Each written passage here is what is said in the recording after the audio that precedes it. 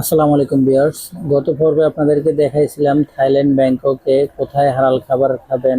আপনাদেরকে দেখাইছিলাম মনিকা কিচেনে। সো এক আঙ্কেলের সাজেশন ছিল মনিকার খাবার ভালো, তাই ওটা আমরা প্রথম দিন টেস্ট করছিলাম। পরের দিন আমরা ট্রাই করলাম স্টার কাবাব। এই রেস্টুরেন্টের খাবার কেমন হয়। আজকে চলে আসছি স্টার কাবাব রেস্টুরেন্টে।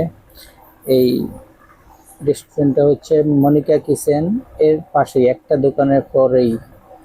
এই হচ্ছে ওনাদের আইটেমগুলা, সম্পূর্ণ বাঙালি খাবার। সব ধরনের খাবার আছে ওনাদের কাছে।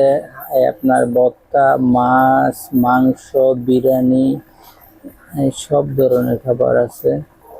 সো পার্সোনালি আমার কাছে মনিকা কিচেনের চাইতেও এই স্টার কাবাব রেস্টুরেন্ট, ওনাদের খাবার মান সব দিক দিয়ে ভালো লাগছে, এবং দামটাও মনিকা কিচেন থেকেই রিজনেবল। সো আপনারা যারা ব্যাংকক থাইল্যান্ডে যাবেন তারা চাইলে ট্রাই করে দেখতে পারেন স্টার কাবাব অ্যান্ড রেস্টুরেন্ট এর খাবারটা। আসলে এক একজনের রুচি এক এক রকম। আমার কাছে স্টার কাবাব অ্যান্ড রেস্টুরেন্টের সবচেয়ে ভালো দিক লাগছে ওনাদের পরিষ্কার পরিচ্ছন্ন যে ইয়েটা, তারপরে খাবারের মানটাও ভালো। এই হচ্ছে ওনাদের মেনু।